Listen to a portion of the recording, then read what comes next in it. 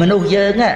ដែលចេះឲ្យសេចក្តីសុខដល់អ្នកដទៃតាមការលើកទឹកចិត្តឲ្យកម្លាំងចិត្តណាមិត្តភ័ក្តិអីហ្នឹងណាតើយើងទៅជាវត្ថុស័ក្តិសិទ្ធិរបស់មិត្តភ័ក្តិរបស់អ្នកដទៃហ្នឹងប៉ុណ្ណាដែលអាចឲ្យសម្រេចសេចក្តីសុខដល់អ្នកដទៃ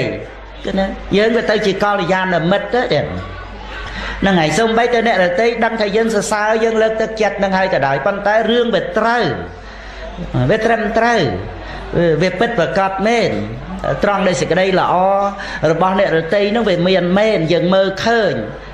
យើងសរ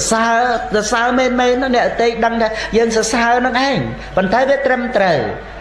កុំឲ្យអារឿងដែលត្រូវទាំងប្រមាណហើយយើងមើលអត់ឃើញហើយទៅរំលឹកដល់តែមែនទេទៅ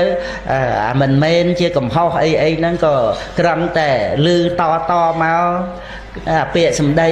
មុនដំបូងគេថាប្រហែលហើយដល់អ្នកនិយាយបន្តមកវាបាត់អាប្រហែលទៅជាអ្នកទី3ហ្នឹងមែនទេទៅអីចឹងទៅ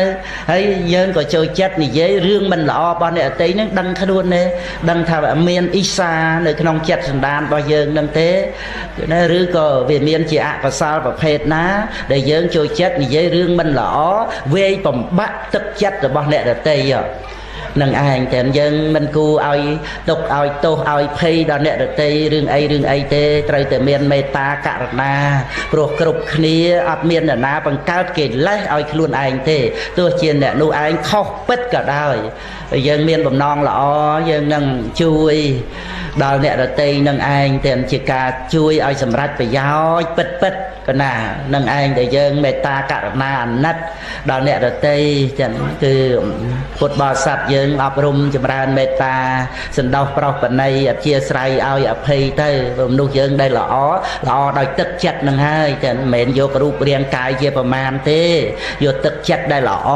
ចឹងកណាមិនស្ងួតហួតហែងឡើយនឹងឯងហើយដែលស្អាតគឺស្អាតដោយចរិយាការប្រព្រឹត្តនឹងឯង